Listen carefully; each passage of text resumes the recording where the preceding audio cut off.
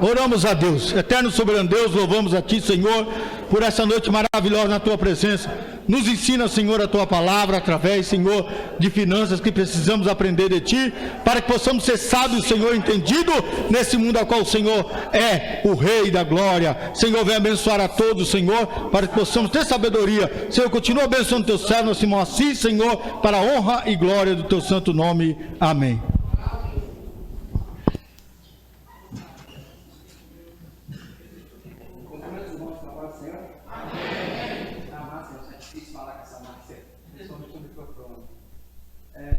Enquanto o Éder só coloca aqui, vamos tentar fazer pelo Data Show.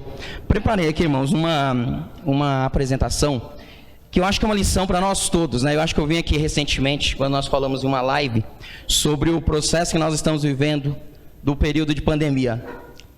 Eu acredito que nós já estamos saindo deste período, né? Eu acho que é isso que nós temos que acreditar. E isso tem que acabar logo. Mas nós precisamos levar uma lição para isso também.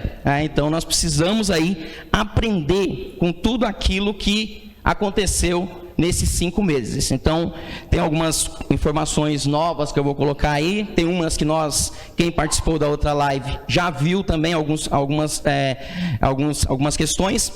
E o mais importante, entender como que a Bíblia é rica em nos ensinar. Então nós não precisamos de mais nada, só ler a Bíblia, irmãos. Vocês vão ver que tem uma dica lá para tudo, né? Um conselho para toda a minha vida. Mas antes disso, eu queria agradecer, primeiramente, a igreja. O Vanderlei colocou bem aqui, nós somos crias aqui do Areião. Fico muito feliz de ver o Vanderlei como pastor. Eu sou cooperador e muito orgulhoso por isso. E o Vanderlei já avançou muito, então eu sou muito grato por isso. Pela vida do Vanderlei, os irmãos que nos acompanharam aqui desde a nossa mocidade, sabe? As dificuldades que nós tínhamos, né? Às vezes, para estar na frente de um trabalho e ver o Vanderlei na condição de pastor de uma igreja, é muito louvável. Então, queria agradecer aos irmãos que sempre têm orado por nós, a amizade que nós temos aqui com os irmãos. O pastor Alex, um grande amigo, um parceiro mesmo. Inclusive, foi a primeira pessoa que me deu a oportunidade aí para esse cargo ministerial de cooperador.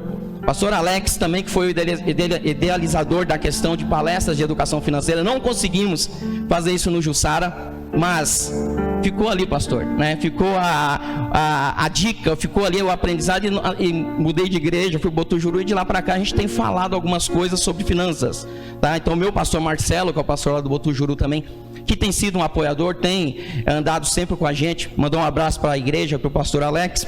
Minha esposa, Adriana, minha cobaia, né?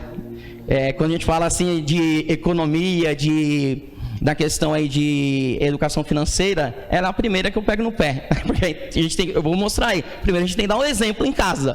Então ela tem me acompanhado, tem incentivado também, tá? Inclusive, irmãos, nós fizemos uns brindes aí, e aí, não é porque eu vou falar de economia que nós estamos economizando, não é isso não. Por quê? Não conseguimos comprar para todo mundo. Eu pedi 150, conseguiram fazer 50 só.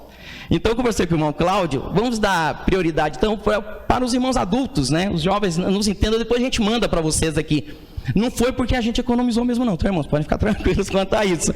É que realmente a empresa que nós mandamos fazer não conseguiu entregar. Aí só entregou 50. Eu até falei para a Adriana, mas vamos levar só 50, né? Mas é o que Deus preparou.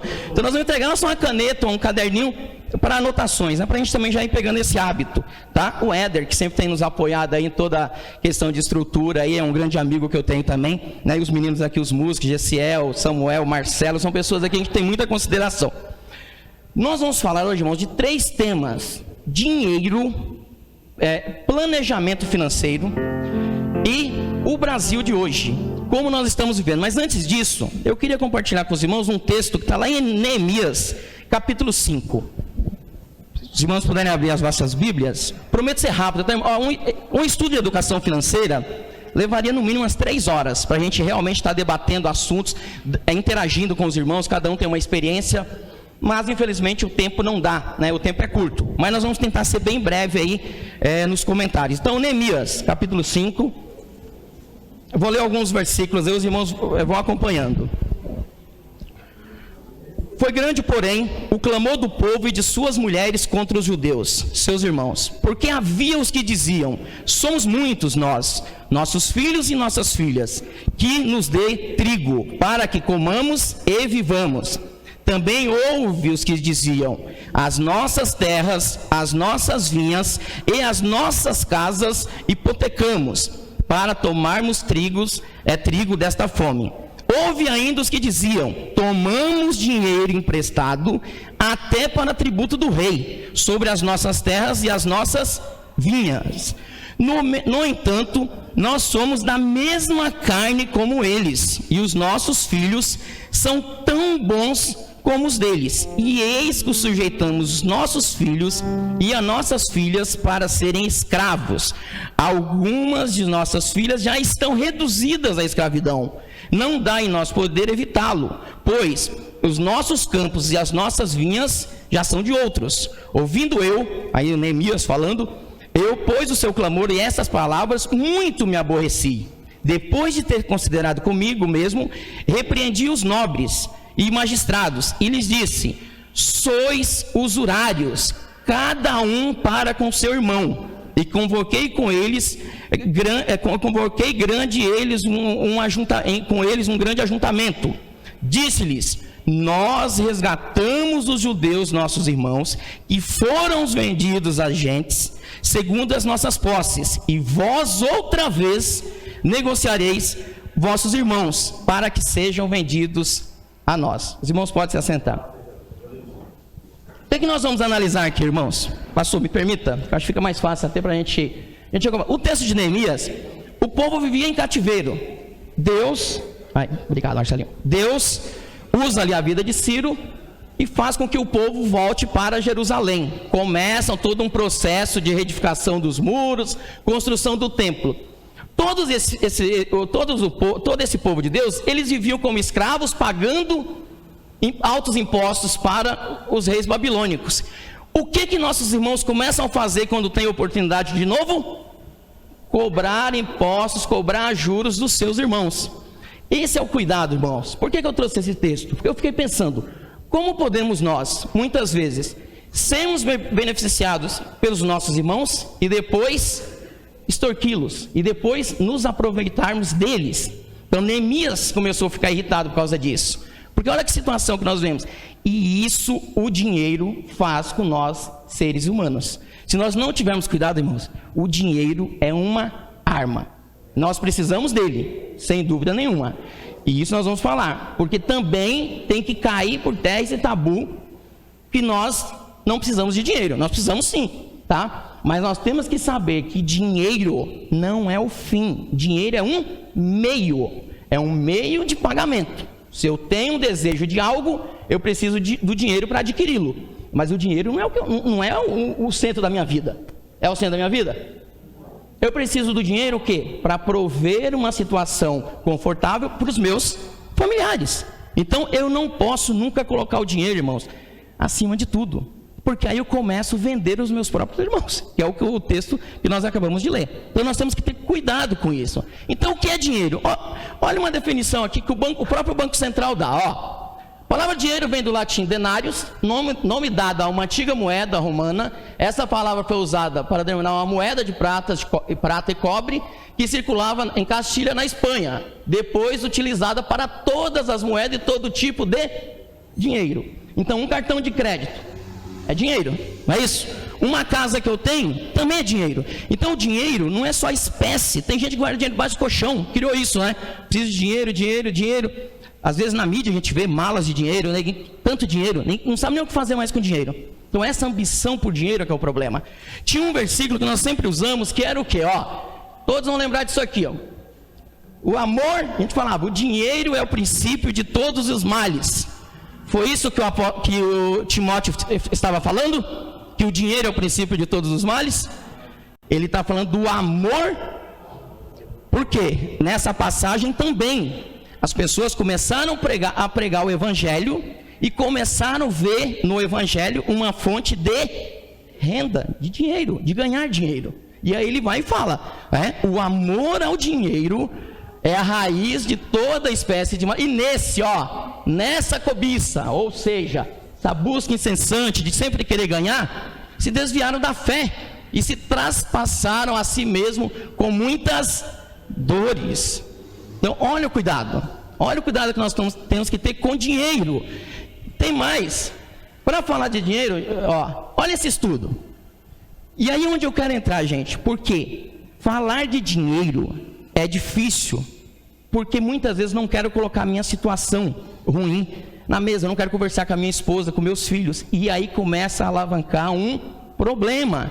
Dívidas, o marido não sabe o problema que a mulher criou em casa financeiramente, a mulher também não sabe do marido. Por quê? Criou esse tabu. Olha essa pesquisa, gente.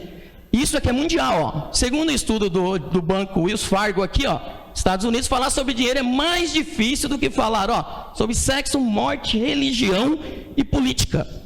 Não é ruim falar de morte? Foi constatado que é pior falar de dinheiro. Ninguém gosta de falar de dinheiro, tá? Porque as pessoas não gostam de expor sua fragilidade, e é uma fragilidade, gente. Nós temos muitas vezes problemas financeiros e nós não queremos expor, na verdade nós não queremos admitir, né, que eu estou errado. Muitas vezes é isso, pastor, a gente não quer falar que está errado, então eu começo a esconder algumas coisas.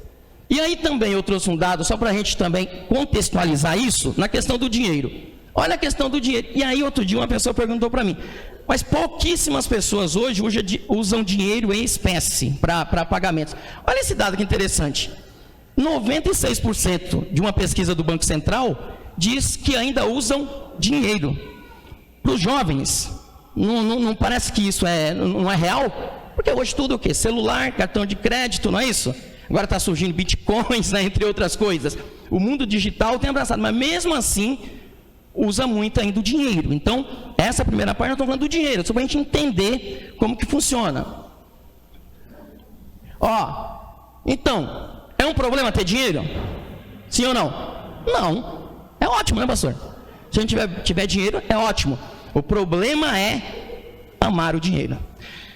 Pior que amar o dinheiro, amar o dinheiro já é terrível. Agora, e você ser servo do dinheiro? O que é ser servo do dinheiro? Alguém quer falar aqui? O que é ser servo do dinheiro, pastor?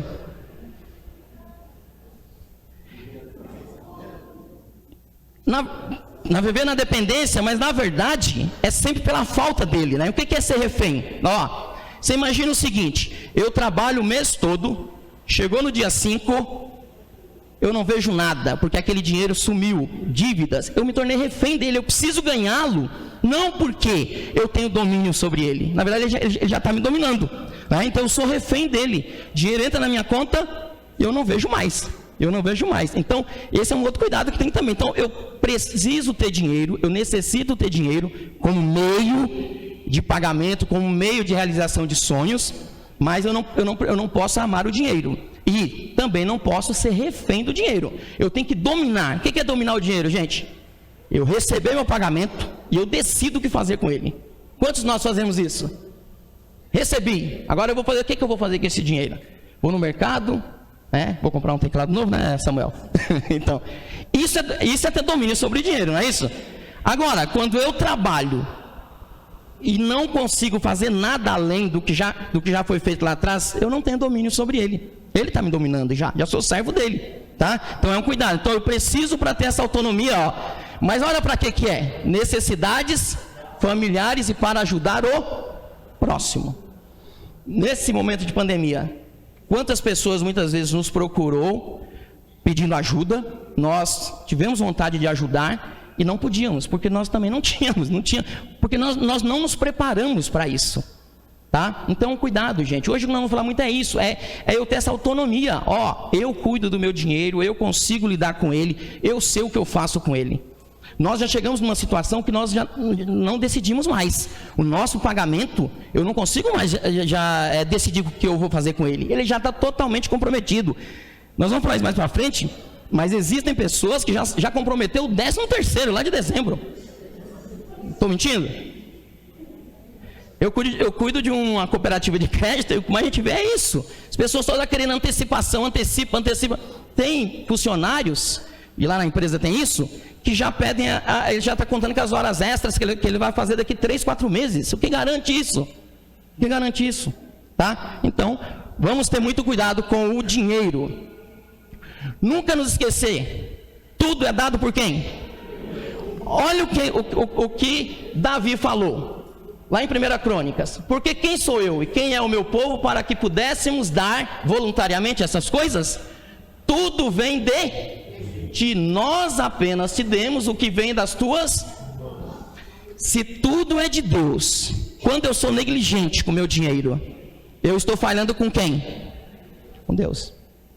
E aí é um problema, porque se Deus me confiou algo para cuidar, eu tenho que ser cauteloso com isso. Eu tenho uma responsabilidade muito grande com Deus. É a mesma coisa do trabalho. Quantas pessoas muitas vezes sobem num púlpito, falam: irmãos, queria agradecer a Deus que abriu uma porta de emprego para mim.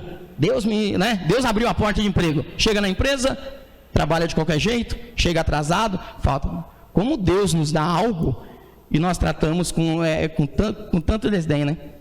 É difícil, irmãos. Então, é essa responsabilidade que nós temos que entender. O bem-estar da nossa família, o bem-estar espiritual, porque quando eu estou na igreja com muitos problemas financeiros, eu também não cultuo de uma forma legal, porque minha cabeça está em outro lugar. Nós vamos ver isso aqui, né? Então, vamos ter cuidado, tudo é de Deus. Então, o problema não é dinheiro, mas sim como lidamos com o dinheiro. Filhos, quão difícil é para os que confiam nas riquezas entrar no reino de Deus. Nessa passagem, lá do jovem rico, antes Jesus fala como é difícil um rico entrar no reino. Depois ele vai e coloca os que confiam na riqueza. Porque existem muitos ricos, inclusive na Bíblia. Salomão, uma das pessoas da Bíblia mais rico. Jó era rico, Davi era rico, Zaqueu era rico. Então o problema não está na riqueza, está na confiança. Eu achar porque eu sou rico, eu posso pisar em todo mundo, como nós vimos recentemente, aquele caso do motoboy lá, né? Então essa arrogância de achar que... Outro dia um magistrado com o guarda civil, com o guarda municipal, eu acho, também, então, quer dizer, essa arrogância, porque eu tenho dinheiro, eu sou rico, eu acho que eu sou melhor que todo mundo, eu acho que eu posso tudo, que nós não podemos nada, tudo é dele. Então, esse cuidado aqui, nós temos que ter, confiar em riquezas. E olha esse aqui, gente, Eclesiastes 5:10, quem ama dinheiro, jamais dele se fartará. A gente vê muito isso na mídia também, pessoas de muita idade, 80 anos, quase 90 anos, e ainda com alguns escândalos de corrupção, roubando. Você acha que essa pessoa tem necessidade, gente, de dinheiro para necessidades, igual eu coloquei ali nos slides anteriores? Você acha que essas pessoas precisam desse dinheiro? Não. Tornou-se o quê? Uma ganância, né? Ele não se farta mais. Ambiciosos. Então, assim, você não sabe mais o que fazer, mas essa ganância por ter dinheiro, essa ambição por ter dinheiro, não farta nunca. Você sempre vai querer mais, tá? E aí a abundância nunca se farta da renda. Também isto é vaidade. Leiam Eclesiastes, o livro de Eclesiastes, que vocês vão ter muita lição de como conduzir aí as nossas vidas. Nosso tratar com dinheiro, então, tem que ser com sabedoria. De que serve o dinheiro na mão do tolo? Um saco vazio, né? É um saco furado. Você está levando aqui, peguei e está voando do outro lado, né? Então, de que serve o dinheiro na mão do tolo, já que ele não quer obter sabedoria? O tolo não quer. Não é nem que ele não tem. Ele não quer obter sabedoria. Ele não quer controlar. Ele não quer sentar com alguém e pedir ajuda, né? Ele não quer sentar com a esposa, com os filhos, falar: vamos traçar uma estratégia, um planejamento para que a gente consiga aí sair dessas dívidas. Então ele não quer, tá? Ficou muito pequeno aqui, mas aqui é só para mostrar um dado para vocês. O que aconteceu em 2020? Esses pretos aqui são alguns meses, de janeiro a julho, mas esses pretos aqui, esse mais claro, representam a evolução relacionada, ou queda de emprego, né, ou demissões, ou aumento, diminuição ou aumento de empregos. Observe que, subindo, abril, obrigado, Éder, aqui, abril, gente, nós tivemos, aqui são dados do Ministério da Economia, tá, através do CAGED, eles informam isso. Em abril nós tivemos quase 1 milhão de desempregados no mês de abril. Então, 927 mil desempregados. Por que eu trouxe isso? Para a gente ver que nós estamos recuperando. Ó, aqui em maio, 255, né? Então você teve 250. Aqui, na verdade, aqui, ó. Você teve contratação e depois demissão. Mesma coisa. Olha aqui, em maio, 355. Aqui já diminuiu as demissões. E o dado que o Paulo Guedes revelou recentemente, de julho, 131 mil. Ou seja, estamos começando a recuperar. Mas ainda temos muita gente ainda desempregada, muita gente parada. Eu falei um dia aqui que nós, sempre quando eles falam que nós estamos perto dos 13 milhões de desempregados. Na verdade, esse dado, hoje nós somos 12 milhões e 800 desempregados, esse dado refere-se a pessoas que saíram das suas casas e foram procurar empregos. Pessoas desocupadas no Brasil tem mais de 80 milhões. O que quer dizer isso? São todas as pessoas em condições de trabalhar que estão fora do mercado de trabalho. Então, qual a probabilidade de um de nós, em algum momento, espero que não, mas há uma probabilidade de um de nós também fazer parte desses 80 milhões, concordam? Então, por isso nós temos que ter cuidado, gente, nos preparar. Nós precisamos nos preparar para o futuro, nós precisamos nos preparar para os dias ruins, né? Nós não nos preparamos. Eu lembro que lá em janeiro, acho que o Éder estava lá, tinha algumas pessoas aqui do Areão, estava lá no Botujuru, e eu dei essa palestra, foi antes da pandemia, e eu fiz a pergunta: quanto tempo vocês conseguem sobreviver se a sua renda acabasse hoje? Por quanto tempo você ia conseguir viver sem essa renda? Lá em janeiro. Quando foi fevereiro, começou a pandemia. Nós estávamos esperando essa pandemia, mas muita gente ficou sem a renda. Foi a justa pergunta que eu fiz lá. Então, assim, nós não nos preparamos para os dias ruins. José se preparou, sim ou não? 7 anos de fartura, ele estocou tudo para os 7 anos de falta, né? Então, olha a lição. Nós estamos muitas vezes, por isso que eu trouxe o texto de Neemias. Agora, se nós começamos a recuperar nossa renda, trabalho, vamos começar a pensar nisso, pensar nos problemas que podem acontecer no futuro. Pode ter casos de doença, né, de morte, infelizmente, gente, mas pode acontecer. E muitas vezes nos pegam desprevenidos. Tá? Aqui, eu também trouxe, na live que eu fiz aqui com vocês, ó, que lá em junho, tinha 67% dos brasileiros endividados. É muita gente, não é? Na verdade, os brasileiros das famílias, tá? É muita gente. Aumentou um pouquinho em julho, aos 67,4%. Mas o que eu queria mostrar para vocês é isso aqui, ó. A linha azul, não se preocupe com os números, só a linha, ó. No gráfico, o azul, ele representa o quê? As famílias que ganham menos de 10 salários mínimos. Observem que está só aumentando o endividamento, tá vendo? Todos estão conseguindo absorver isso aí? As famílias que têm uma renda abaixo de 10 salários mínimos, cada dia aumenta mais o seu endividamento. Em contrapartida, as famílias que ganham mais de 10 salários mínimos, ou seja, aquelas pessoas que têm uma situação melhor, o que está acontecendo com o endividamento delas? Caindo. Agora, por quê? Porque eles ganham mais, então... Ou será porque eles estão mais preparados para isso? Infelizmente, nós nunca tivemos ensinos relacionados à educação financeira. Às vezes o pessoal de uma classe melhor que a nossa teve. Então, eles acabam tendo ali um pouco mais de cautela no momento de gastar. É uma hipótese. A outra pode ser que nesse período não sofreu tanta consequência as pessoas que ganhavam mais. De repente, não teve tanto problema com desemprego ou com falta de dinheiro. Mas isso aqui é mais para a gente enxergar. Ó. Nós estamos mais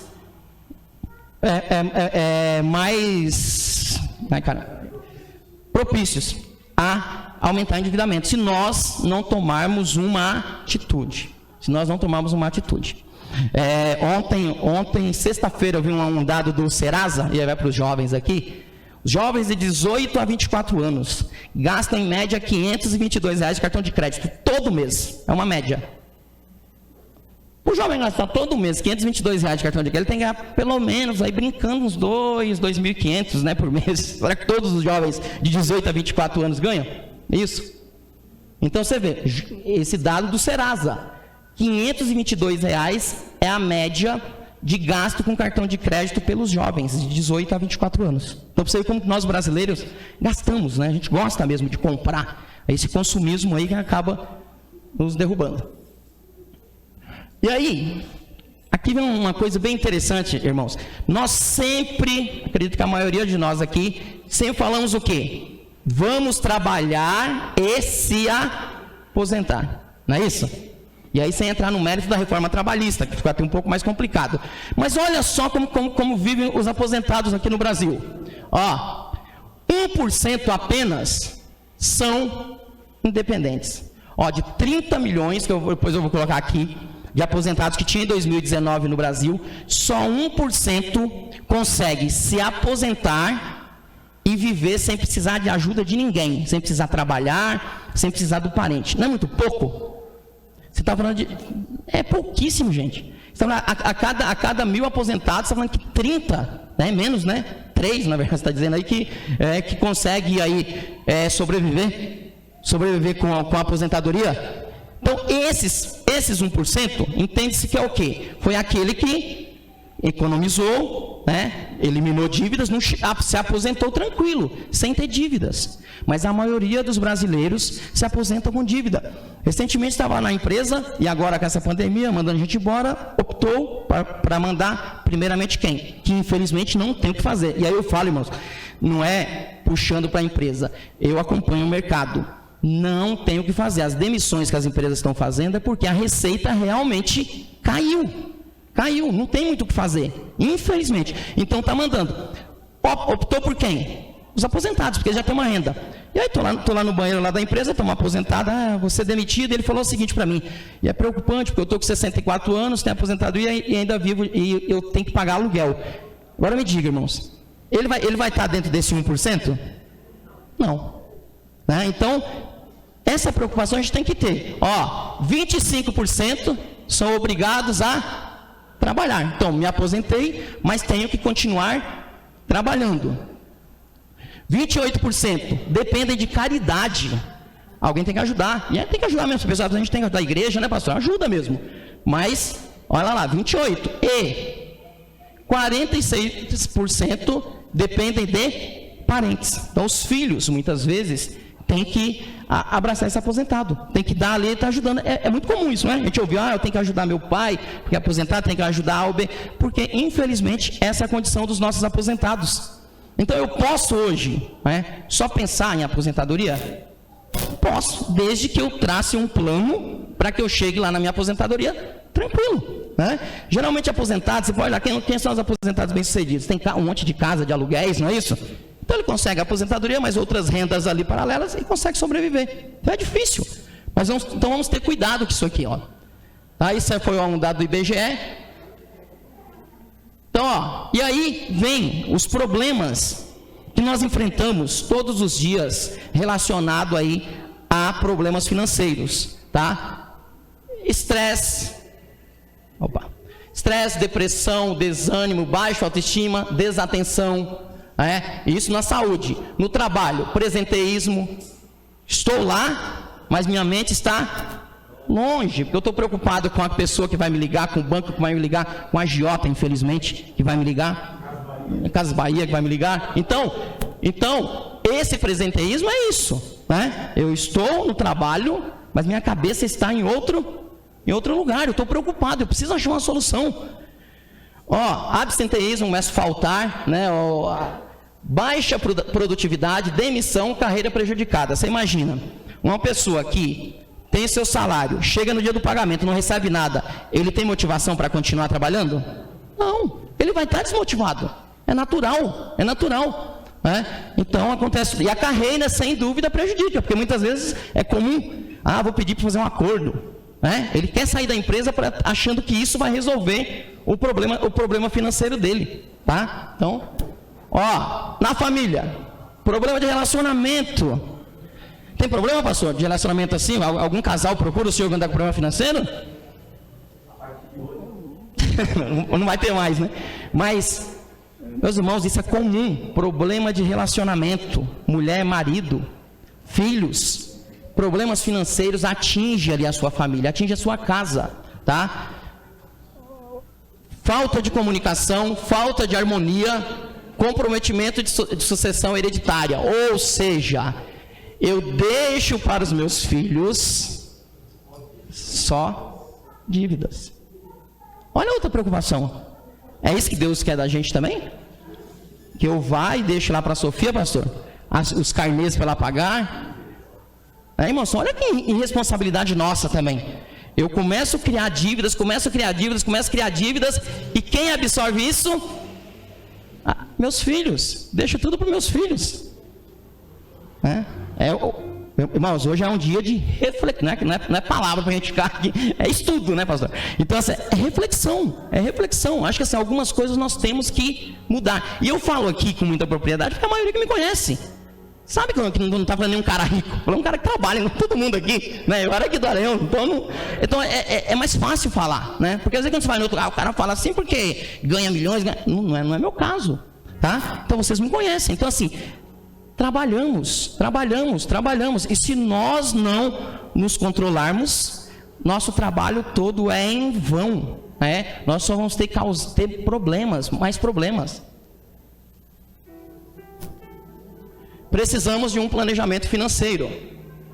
Tudo começa com planejamento. Olha Provérbios. Os planos bem elaborados levam a fartura, mas o apressado sempre acaba come cru. O apressado come cru. Irmãos, eu preciso planejar. E eu preciso também ter paciência. Por que nós não guardamos dinheiro? Fala assim, vou guardar R$50. Para eu juntar um bom dinheiro vai durar anos, né? Mas se eu guardo R$50, começando em janeiro até dezembro, final do ano eu tenho R$600. Quantas vezes não faltou para a gente uma economia de R$600? Né? É o auxílio emergencial que estava vindo agora. Então assim, não importa valor e não tenha pressa. Tem que começar. Comece a guardar, comece a economizar, tá? Lá no texto de Lucas 14:28, um texto bem conhecido, né? Que diz: qual de vós, querendo edificar uma torre, não se assenta primeiro a fazer o quê, pastor? Anotar as despesas. Pastor, lê o 28 e lê o 29. Olha isso, que é Jesus falando. Olha o que ele fala ali, Lucas 14, 28 e 29.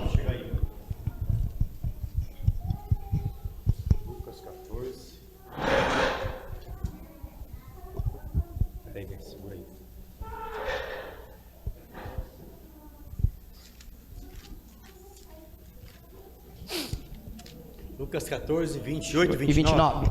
Lucas 14, 28 e 29.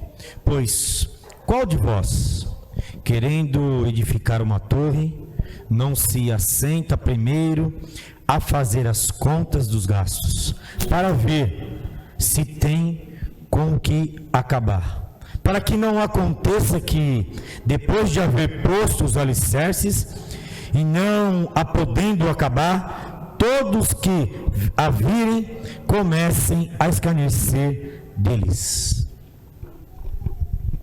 Irmãos, então olha só, eu tenho que fazer um planejamento, eu tenho que fazer um plano, tenho que anotar ali os custos que eu vou ter para que eu consiga acabar. Se eu não consigo acabar, eu passo vergonha, né? Passa alguém na rua lá, começou e não conseguiu terminar. Agora você imagina nós, como cristãos, é bonito isso?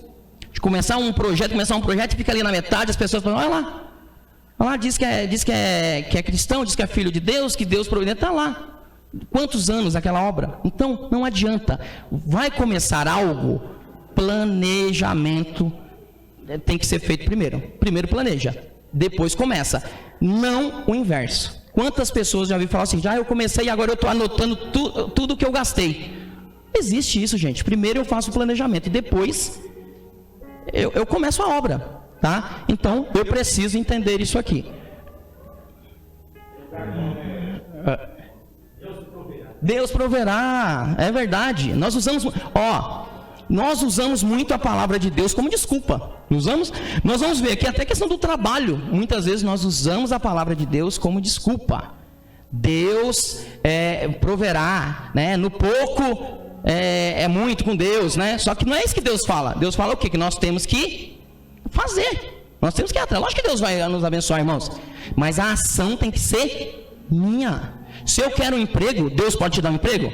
Pode. Mas Ele vai mandar a empresa ir lá na sua casa te chamar? Não. Você tem que ir até a empresa.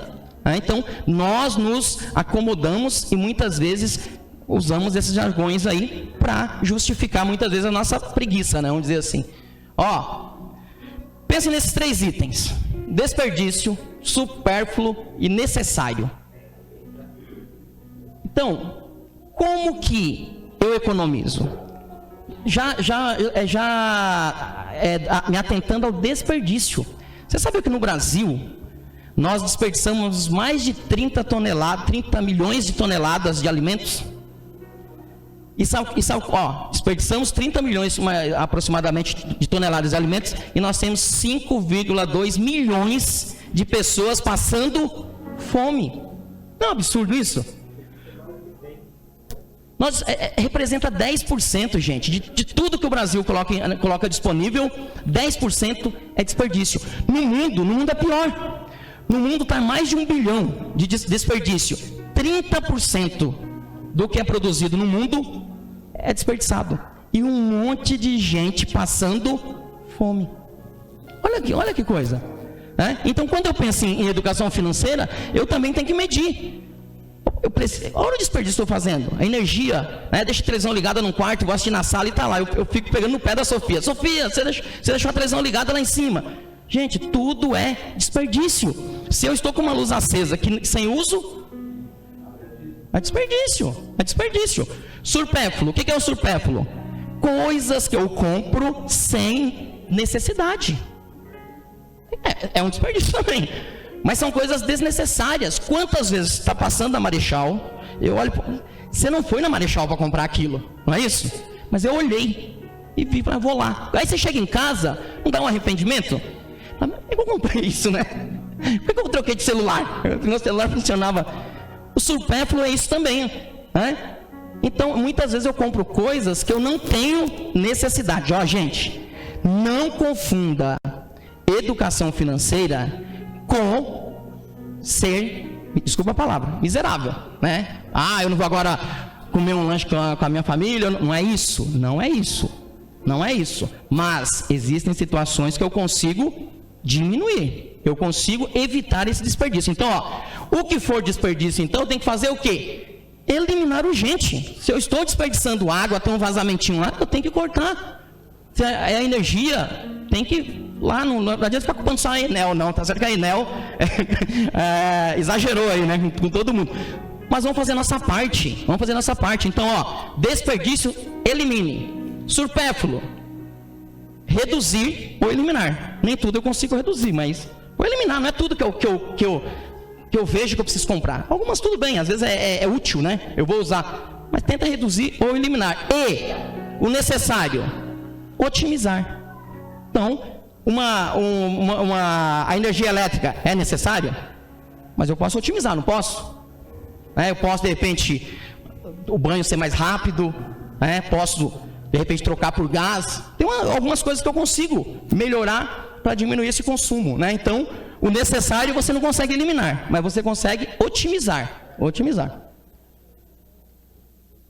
O planejamento também começa pelo controle de dívida. Aqui é o problema. Eu vou acelerar um pouco, meus irmãos. O rico domina sobre os pobres, e o que toma emprestado é servo do que empresta. Então, cuidado com o empréstimo. Não que nós não devemos fazer empréstimo. É muito difícil nós vivermos sem um financiamento, sem um empréstimo. Mas tenha cuidado. Só faça se você conseguir pagar. Se estiver dentro do seu orçamento.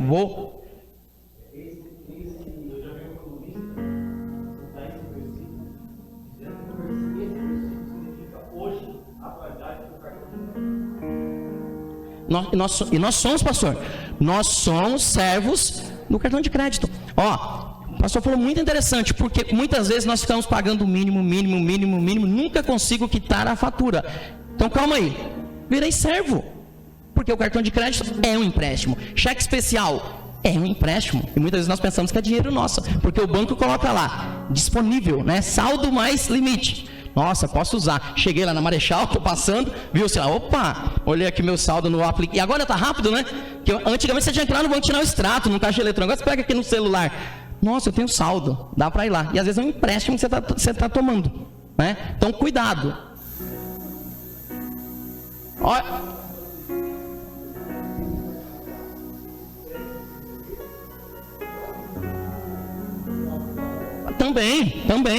Também às vezes é isso que ele falou, o crédito do cartão e ainda muitas vezes os juros da loja, quando a loja parcela. Agora, olha qual é esse fluxo de endividamento, não sei se vocês conseguirem chegar aí, ó. O endividamento, ele começa o quê? Qual a causa dela? O analfabetismo financeiro, não entenda isso como ofensa, irmãos, todos nós somos analfabetos financeiramente, tá? Então, ó, analfabetismo financeiro, consumismo, que é esse caso que eu falei agora, de tudo que vê querer comprar, tá? Marketing e crédito fácil. Crédito tá fácil? É fácil. É fácil. Você passa ali na Marechal, o pessoal te puxa. Na internet, toda hora você entra no Facebook, acredita, não sei quem mais, não sei quem. Toda hora tá alguém te oferecendo crédito. É fácil. E nós, eu estava comentando com meu irmão essa semana, nós sempre tivemos um problema, gente. Eu passei por isso, acredito que uma boa parte também. Como nós ficamos felizes quando nós vamos numa agência de automóvel e o cara aprova a ficha. Não é verdade? Nossa, aprovou minha ficha. E pra gente aquilo ali é uma alegria. O cara tá te explorando, te cobrando 4 carros e você tá feliz só por ele ter aprovado sua ficha. Enquanto você está feliz, comemorando, e na frente você vai chorar, o cara da agência está feliz na vida, né? Feliz na vida. Então, cuidado com crédito fácil. Cuidado com crédito fácil. Tá? Então, ó, esse analfabetismo, consumismo, me leva ao quê? Por meio do quê? Cheque especial, cartão de crédito, né, crediário, empréstimos, adiantamentos, que eu falei de 13º, por exemplo, imposto de renda, que vai trazer o quê? Problema conjugal, problema de saúde, né? Desmotivação, atrasos e faltas no trabalho e a inadimplência. Aí meu nome vai para o SPC. Ciro Gomes, lá em 2018, tinha uma promessa, porque nós tínhamos aí mais de 60 milhões, não temos, mais de 60 milhões, gente, nós somos 200, IBGE, foi ontem, né? Eu acho que ontem não, essa semana, dia 27, 211,8 milhões de habitantes tem no Brasil. Nós temos mais de 60 milhões com o nome negativado.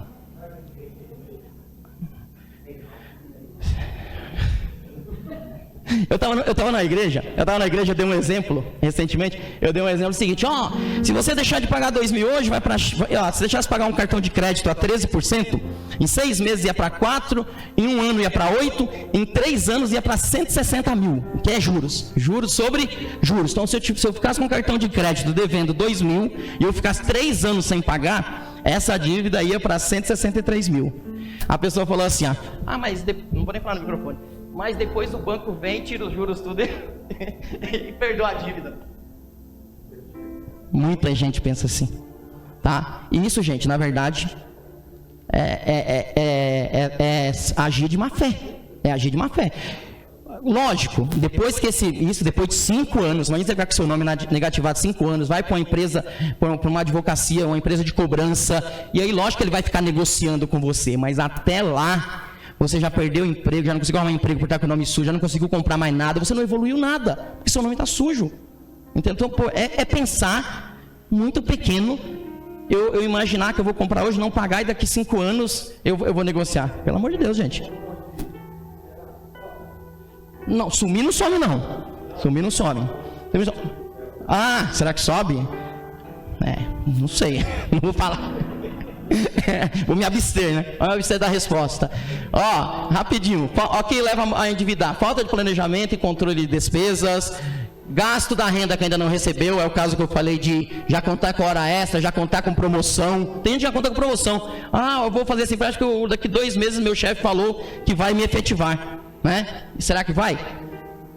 Impulsividade, esse é um problema do brasileiro, gerada por quem? Propagandas, muita propaganda, pouco conhecimento no trato com dinheiro. Cheque, quais as principais tipos de dívida? Cartão de crédito, é o que o pastor falou. Nosso inimigo, cartão de crédito. Você vai lá, compra parcelado. O cartão de crédito, ele é um aliado. Ele não é ruim. Ele não é ruim. Muitas vezes eu consigo ir numa loja, comprar parcelado pelo preço dele à vista. Mas ele só funciona para quem tem controle. Porque se você começar a pagar mínimo, atrasar a fatura, é os 163 mil que você vai ficar devendo lá na frente, que eu comentei. Então, se você é uma pessoa descontrolada, gente, conselho, chega em casa, pega o seu cartão de crédito, quebra ele e joga no lixo. Porque é só problema, é só problema. Se você não tem controle, os juros são altíssimos de cartão de crédito. Então, elimine, tá? E aí vem outra coisa, que é o que nós acabamos de falar. Aí a pergunta, né, do Cício. E aí vai para o céu? Olha o que a Bíblia diz. Se eu contrair dívida, eu tenho que pagar. O ímpio toma emprestado e não paga, mas o justo compadece-se e dá. Olha o texto de Romanos. Portanto, dai a cada um o que deveis, a quem tributo, tributo, a quem imposto, imposto, a quem temor, temor, a quem honra, a quem tributo, tributo, a quem imposto, imposto. Então, tudo que eu devo, eu tenho que pagar. Eu já vi cristão culpar políticos. Mas os políticos roubam. Gente, eles são eles. Minha vida não é de político. E estou falando dos políticos ruins, né? Que também temos políticos bons. Mas tem que ter cuidado, tá? E quando a dívida não é minha? Acontece isso também? Eu pegar emprestado para outra pessoa ou emprestar meu nome? Gente, não levem isso aí, não fique bravo comigo, porque tem gente que não gosta, porque às vezes está emprestando para alguém. Mas é bíblico. Olha o que a Bíblia fala. O homem falto de entendimento compromete-se ficando por fiador do seu... Não foi eu que estou dizendo, quem está dizendo é a Bíblia. Agora, eu quero, pessoa de confiança, eu vou emprestar? O que eu tenho que analisar? Isso aqui, ó. Não estejas entre os que se comprometem e ficam por fiadores de dívida. Pois se não tem com o que pagar, por que arriscas perder a cama de debaixo de ti? Então, olha o que eu tenho que fazer. Se eu quero emprestar para uma pessoa, em meu nome, eu tenho que considerar que aquela dívida é minha. Porque o que está dizendo aqui, se eu não tenho condição de pagar a dívida dele, então eu não posso emprestar meu nome para ele. Porque senão eu estou colocando em risco a cama onde eu durmo. Isso é Bíblia, gente. É Bíblia. Tá? Então, tenha cuidado. Vou emprestar meu nome? Coloca no seu orçamento. Oi? O avaliador, tudo, né? Tem que colocar as rendas ali, né? Ó, vendedores são os nossos problemas. Não que o vendedor é um problema. O vendedor faz o papel dele. São treinados. Nós, nada. Não temos consciência, não temos treinamento e ficamos esperando o quê? Um milagre. Então o que eu tenho que fazer, gente? Estou terminando, pastor. Controlar o salário, planejar os meus gastos, quitar dívidas existentes, evitar novas. Eu só venço dívida como? Não fazendo mais e pagando a quitar, tá? Então não adianta eu ficar fazendo dívida para pagar uma dívida, é uma bola de neve. Então se eu quero vencer a dívida, pego meu cartão de crédito, jogo fora, não faço mais dívida, economizo, né? Começo a colocar o que eu tenho que gastar, o que está dentro do meu orçamento, que uma hora, gente, essa dívida some. E aí você começa a trabalhar de forma consciente. Evitar compras desnecessárias, que nós falamos, e evitar cheque especial e cartão de crédito. Por que eu coloco evitar? Cada um sabe da sua necessidade, né? Mas se conseguir evitar, melhor. Então, eu faço uma pergunta rapidinho aqui, ó. Dinheiro resolve o problema financeiro? Sim ou não? Sim? Você acha que uma pessoa que ganha 2 e tem um monte de problema financeiro, se ela começar a ganhar 4, ela vai ficar tranquila? Não vai. Dinheiro não resolve o problema financeiro. O que resolve o problema financeiro? Comportamento. Eu tenho que mudar, gente, o meu comportamento. Eu posso ganhar 1.000. Se eu passar a ganhar 10, se eu sou uma pessoa descontrolada, os 10 serão poucos, vai ser pouco também. Também será pouco. Então não adianta, não é dinheiro que vai resolver. Eu conheço pessoas, lá na empresa eu atendo pessoas com problemas financeiros. Eu tenho pessoas lá que ganham um salário mínimo, pessoal que e consegue guardar dinheiro, sabe? Não tem dívida, não tem empréstimo. E eu tenho pessoas lá que ganham 30 mil reais e todo mês ele vai lá para renegociar uma dívida. Então o problema não é dinheiro, o problema é a pessoa, é nós, gente, é o nosso comportamento. Se eu não mudar esse comportamento, não adianta, tá? Educação financeira, busca autonomia, é isso que nós precisamos, com comportamento e disciplina. Eu tenho que me disciplinar aí para conseguir. E ela vem do quê? De berço, né? Coloquei minha filha aqui, pastor, olha lá, aos cofrinhos, um monte de cofrinho em casa, né? Então, instrui o menino no caminho em que deve andar, e até quando envelhecer não se desviará dele. É Bíblia, né? Então, é um exemplo. Vou colocar aqui, olha aqui. Como que nós podemos então educar nossos filhos? Começando cedo. Chega em casa, nós tínhamos um problema. Você dá dinheiro para o seu filho sempre para gastar. Nós ensinamos nossos filhos a gastar. Tá aqui, Sofia, para você comprar doce. Tá aqui, Sofia, para você sempre gastar. Quando na verdade nós deveríamos falar, aqui, Sofia, um dinheiro, você quer um brinquedo, então você começa a juntar esse dinheiro para lá na frente você comprar. A Sofia tem um cofrinho lá que está cheio de dinheiro, ela está esperando durar R$200, inteirar R$200. É uma conquista para a pessoa. É exatamente, pastor. Então isso nós não tivemos, gente, mas nós podemos passar para os nossos filhos. Envolvê-las nas decisões. Os filhos precisam saber o custo o custo de vida que tem aqui dentro de casa. Ele precisa saber o que eu gasto com aluguel, o que eu gasto com energia, ele precisa participar disso. E vocês, por exemplo, o nosso orçamento está apertado, nós precisamos controlar, senão nós vamos ter problema. Eles precisam estar dentro desse comprometimento aí. Tendo cuidado com publicidades, crianças principalmente. Qualquer lugar que você vai, você vê tanto brinquedo de criança, e sempre os mais caros na frente, né? E aí é um problema. Sendo um exemplo para eles, vamos ser exemplos, tá?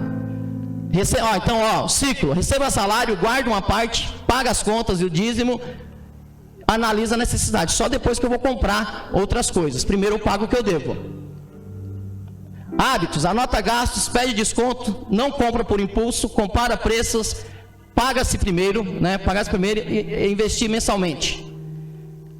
Guarda sempre uma parte da renda. Os bens que facilmente se ganham, esses diminuem, mas o que ajunta a força do trabalho terá aumento. Eu estou trabalhando, né? A gente sabe que é luta mesmo, tá? Tudo que vem fácil vai fácil. Não é duro, gente. Nós temos que levantar de manhã, trabalhar e começar a juntar.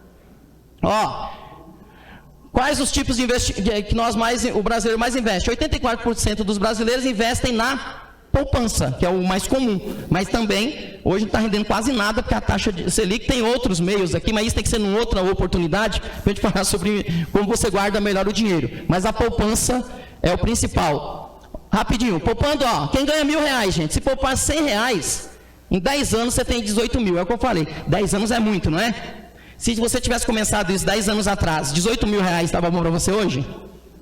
Então, 10 anos para frente também vai chegar. E se eu não começar, 140. Em 10 anos eu tenho 26 mil guardado. R$100 é muita coisa, gente. R$100 a gente gasta com tanta bobeira, né? Então, dá para guardar. E aí, já no final, porque já deu o horário, dicas aqui, para uma educação financeira cristã. Por que cristã? Então eu estou pegando aqui o que está lá na Bíblia. Salmo 128. Alguém pode ler rapidinho o Salmo 128? Olha o que diz o Salmo 128. Só o Salmo 128 que nós vamos ler. Depois os outros vocês leem em casa, tá?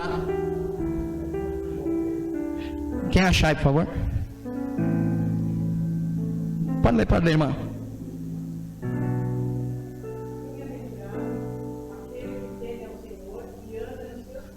Não, 128:2, desculpa.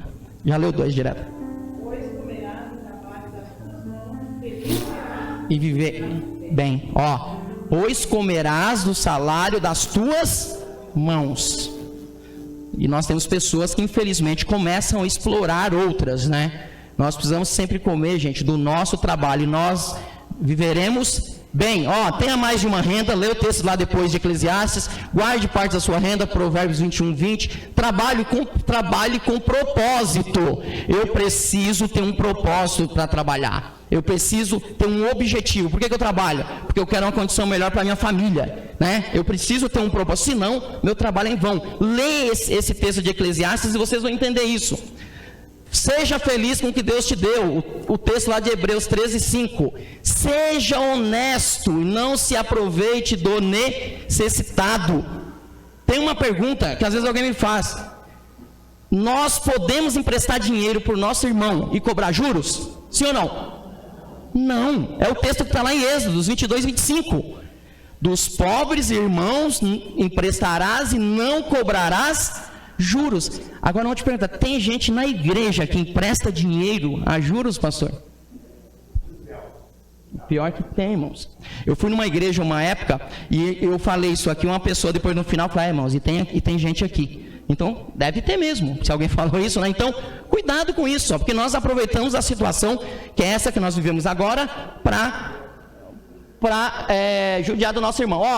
E aí, pastor, é o último aqui, só para a gente entender, irmão. E aí, fechando,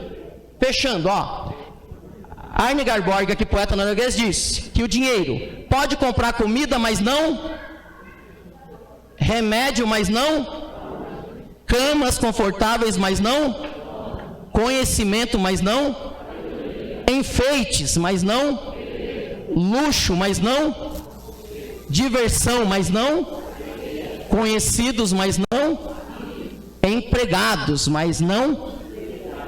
Faz sentido? Dinheiro compra tudo isso da primeira parte, mas não compra o segundo, tá bom?